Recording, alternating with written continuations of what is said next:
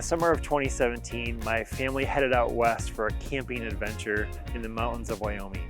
And on our way to Wyoming, we stopped in the Black Hills area of South Dakota. Now, in that area, we drove to Mount Rushmore. And while going up a large hill, the air conditioning in our CRV stopped working. Uh-oh. I honestly don't remember a lot of our visit to Mount Rushmore because Jana and I were frantically trying to figure out what to do about our air conditioning. It was really, really hot out. And our family isn't a car windows down sort of family. And the air conditioning was going to be a big part of the success of our trip. Now we ended up finding a Honda dealer in the area who could fix our air conditioning the next day. So Jana, my wife, she offered to hang out at the car dealership during the repair while I took our kids, Drew and Kate, into Wind Cave National Park. This cave is massive. Now, Drew and Kate and I took a cave tour where we learned about boxwork, this unique structure on the surface of the cave walls. A memorable part of our cave tour was when the guide extinguished all the lights in the cave. It was pitch black, so dark. There wasn't even a hint of light by which to see. Now we explored just a tiny portion of the cave on our tour, and this huge cave structure is exactly that. It's a cave structure. It's a bit like a system of caves. And it was a memorable experience, partly because of our CRV air conditioning. It was successfully repaired, thank you, Jana. And eventually then we were able to head on from the Black Hills again on our trip out west. We're going back there again this summer, hopefully minus any car issues. Christ is risen. Happy Easter. Today we're starting a new series in worship called Meeting God in Dark Spaces. Well, kind of like caves. It's a series based on content from Grace Church in Florida and a book by George Acevedo that's called Everyone Needs Some Cave Time. Now, as we get started today in this Meeting God in Dark Places, here's our first question for discussion. What's the darkest place that you've ever been? That could be a cave, a mine, somewhere outside, a dark room. What's it been for you? Let's take a moment and talk about that.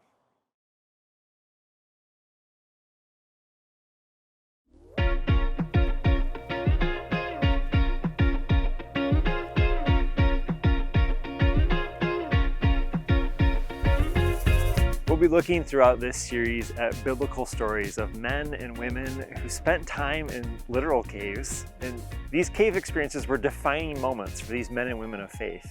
And today on Easter Sunday, I want to suggest that just like for those ancient characters, we too get ushered into our own contemporary caves for our own contemporary defining moments. Now, each of the caves that we will look at are a bit like Wind Cave in that they are like smaller caves in one big cave system called the Cave of Life. Now, in the Cave of Life, we have a choice of whether to seek God or to hide from God. Next week, we'll talk about Elijah in the Cave of Depression. Now, after an unbelievable battle with the prophets of Baal on Mount Carmel, literally and emotionally, Elijah slipped into a dark cave of depression. He could not see his way out. It was just too dark. Maybe you've been there or you are there now. We'll invite each other to seek God together in this cave. Then we'll discuss Samson in the Cave of Anger. Samson needed a lot of therapy. He killed 30 people at a party that was thrown in honor of his engagement. Then a few days later, he killed 1,000 people with the jawbone of a donkey. And then he escaped to a cave. This guy had serious anger issues. Now maybe you've been there, or maybe you're there now. But we'll invite each other to seek God together in this cave. And finally, we'll look at Mary and Martha in the Cave of Grief. Mary and Martha agonized over the death of their brother. Now grief, like a tsunami, it just drowned them in their sadness. Their brother was dead. They were lost in grief. And maybe you've been there. Maybe you're there now. We'll invite each other to seek God together in this cave. And what we will find together is that each of these biblical characters experienced the reality that life is a contact sport that can leave us bruised. Life is iffy. Life has a big IF in the middle of it. And we hope that through each week of this series, you might meet God in the dark places in your life. Now, like the caves of Wind Cave, each of the dark places, the caves in our lives, well, they're connected to each other. They're part of a larger cave system that we call life that brings with it the potential for pain and sorrow. And this isn't surprising, yet we seem to be continually surprised, right, when difficulty comes our way. Now, Jesus himself told us, in this world, you will have troubles. Have you found that verse to be true? I know I have. And Jesus did not promise that life would be without its hardships. As a matter of fact, the Bible teaches that God uses these journeys into our own personal dark places or caves, and they can be seasons for the shaping of our character and for the building of our faith. That's why we will use this as the definition of a cave for this series.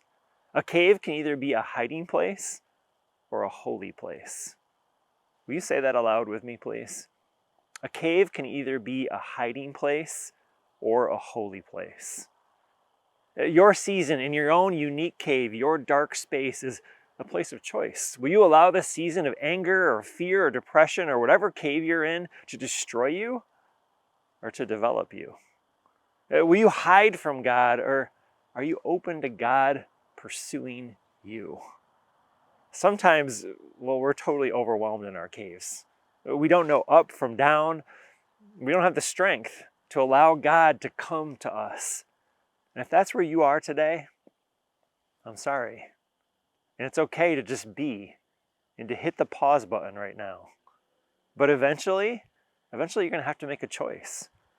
And when we're ready, you and I, we get to choose. We get to choose hiding place or holy place. The biblical characters that we'll look at over the next few weeks sought God in their dark places, and they were transformed by that experience. Their character was built and their faith was increased. That's what we want for you. For followers of Jesus, we remember that after Jesus told his disciples just hours before his crucifixion that all he would endure, he told them that they too would experience dark places and that there's hope.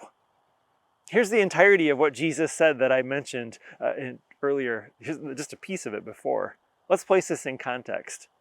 I have told you these things so that in me you may have peace.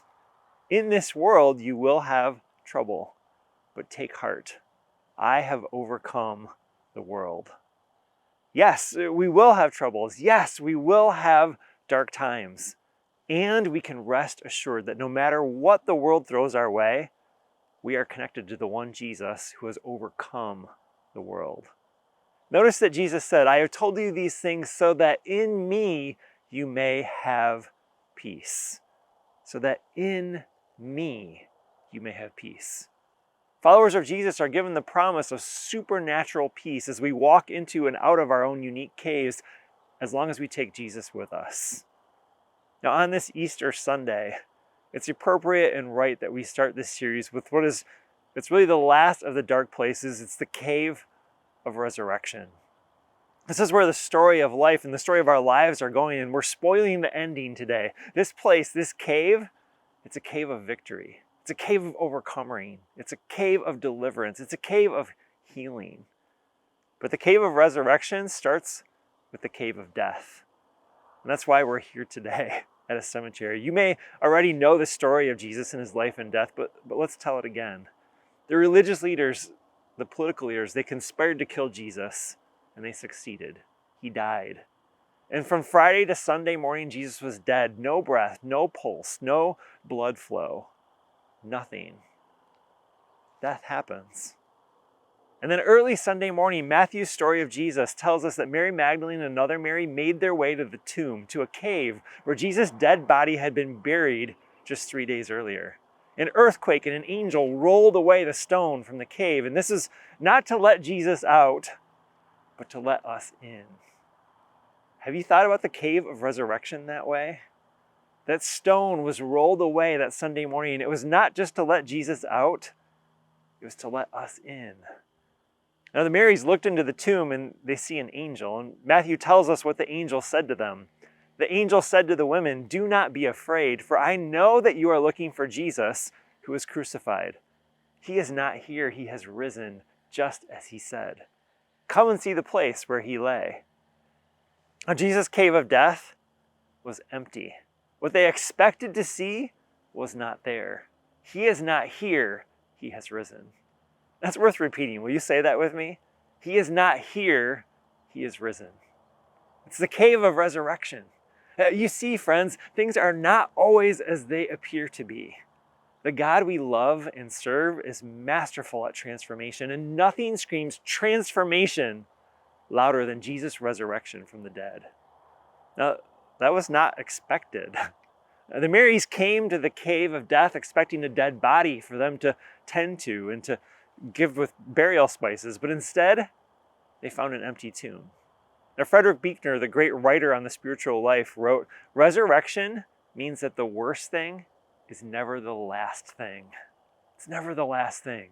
There is good to come. Resurrection means that the worst thing is never the last thing. Through Jesus, there's always good to come. "Take heart," said Jesus, "for I have overcome the world." The worst thing for the Marys, for the disciples, for the band of Jesus followers, it happened on Good Friday. It was the cave of death. And it was the worst thing they could imagine in that moment. It's Friday, but Sunday is coming. Surprise. He's not here, he's risen. The worst thing is never the last thing. Now, this brings us to our next question for discussion. We're each showing up today with different hopes, different fears this Easter. Many of us have some very real and raw pain and fear and anxiety in our lives, and it may be too much to fully discuss. So I'm giving us all an out. Ponder this question for a moment, and it's okay for there to be some extended silence as we answer this question. This is a discussion question without lots of discussion that's required. And when you're ready, I want to invite you to turn to someone or put in the chat an answer. In one or two words, where do you need peace this Easter?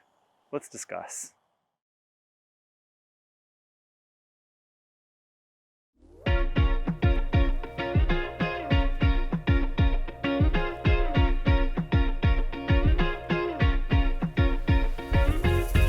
Easter Sunday, Resurrection Day, it is all about transformation. It's all about the worst thing not being the last thing. It's about good surprises. You've probably had some bad surprises in your life. Like the moment when you receive a gift from someone that's maybe what you weren't expecting and wasn't something you really wanted. I still remember how awkwardly and poorly I navigated those moments as a kid. Or maybe you've had the bad surprise of giving a gift to someone and seeing that you totally miscalculated on it. Resurrection is a surprise in the best possible sense. It's about experiencing what was not expected in a good way. And God wants to do God's transformational work in you. Here's a question today for Easter Sunday. How can Jesus transform me in the cave of resurrection? Or you? What can happen to us as we peer into the cave of resurrection? I could easily spend the next several hours answering that single question, but you probably want to get on with your day. I get it. So I want to focus on one aspect of the transformation that Jesus can do for us in the cave of resurrection. Now remember, the resurrection isn't just about Jesus escaping a tomb. It's about inviting us into the cave of resurrection. So yes, this will be a one-point sermon today. It's Easter. Let's keep it simple. Good idea, right? So here's the one point. Jesus transforms my wounds into his scars. Will you say that with me, please? Jesus transforms my wounds into his scars. So let's go back a few days before Easter Sunday. So after Jesus' arrest and the trial with the religious and political leaders of Jerusalem, Jesus is beaten almost to death. And then he carries the cross that he will die on down the road. And once on the outskirts of Jerusalem, on a garbage heap called Golgotha, the place of the skull, Jesus is nailed to the cross. Now, Matthew gives us this matter-of-fact commentary on what happened. After they had nailed him to the cross, the soldiers gambled for his clothes by throwing dice. Now, historians tell us that a Roman crucifixion was extremely painful. And it's easy to gloss over this when we put crosses on everything as decorations. As a reminder, these are torture devices. We might as well put up gallows or electric chairs as decorations. It's really a bit morbid, actually, if we stop and think about it. Now, typically in a crucifixion, spikes were driven between the bones of the lower arm just above the wrist. Now, there isn't always agreement as to how the spikes were nailed to the feet. Now, some had them nailed to the sides of the cross, while others think the feet were nailed to a footrest. Regardless, Jesus lingered for several hours before dying, somewhere around 3 p.m. on that awful Friday. Now, the spikes in his hands and those in his feet left wounds on Jesus. Now, John's account of Jesus' life is the only of the 4 gospel accounts of Jesus' life that gives us detail about a wound in Jesus' side. Asphyxiation was the most common cause of death for a Roman crucifixion. The crucified person would stand on the foot spike to breathe in and then relax to breathe out, but obviously it was extremely painful to do so. So when exhaustion took over, the person on the cross would simply smother and they'd die. Now, to hurry along the death of the men being crucified that day, the Romans broke the legs of the 2 men who hung with Jesus. But by the time they got to Jesus to break his legs, he was already dead. So to make sure he was dead, John gives us this detail of what they did. One of the soldiers, however, pierced his side with a spear, and immediately blood and water flowed out. Now, the lack of any physical reaction by Jesus to a sharp spear into his side assured the Romans that Jesus was indeed dead. And significantly, the spear left a wound on Jesus too. So stay with me here. 3 days later, Jesus is resurrected. The 2 Marys tell the other disciples that Jesus is alive, and that all happens on Sunday morning. Now, later that Easter Sunday evening, Jesus mysteriously appears to the fearful disciples locked away in a room. And he says to them, "Peace be with you." And then John gives us this critical detail. After he said this, he showed them his hands and side. The disciples were overjoyed when they saw the Lord. Now notice that detail that Jesus showed them his hands and his side. Jesus showed them his scars. His scars. Now notice that I did not say his wounds, I said scars. There's a huge difference between wounds and scars. Now, in preparing this sermon for today, I've been thinking for the past several weeks about the differences between scars and wounds. Wounds require treatment. If you have a wound, you need to treat it as part of the repair process. And sometimes people have to go to wound care centers, right, to get still sensitive, still sore wounds treated over time. Wounds require care and attention. Now, in contrast, scars don't. Scars are healed wounds. Scars tell stories. I have lots of scars on my body. I have a scar in my eyebrow where I fell into a counter at my grandparents' house when I was quite young. I have a scar on my cheek from a blow from my younger brother. I have a scar on my knee from playing dodgeball with the men of our church downtown at Central United Methodist. I have other scars on my knees from 3 different knee surgeries. I have scars on my abdomen from an emergency appendectomy in 2017, just weeks before that trip out west where we visited Wind Cave. I have scars on my chin from splitting it open on the monkey bars as a 5th grader. I have scars on my left hand pointer finger from slicing it open with a utility knife that slipped. I could go on and on with my scar list. I have a lot of scars on my body. And each of my scars, they tell a story. I'm not going to tell all those stories right now, but you can ask me about it later if you're curious. And here's the thing about our scars. Our scars tell stories. They're testimonies. Testimonies of what others did to me, of things I did to myself that left an injury where I was wounded, but now I'm healed. A scar is a wound that has healed. This seems like a good time to tell some scar stories. So here's our final discussion question for today. What's a scar that you have, and how did you get it? Let's take a moment and discuss that.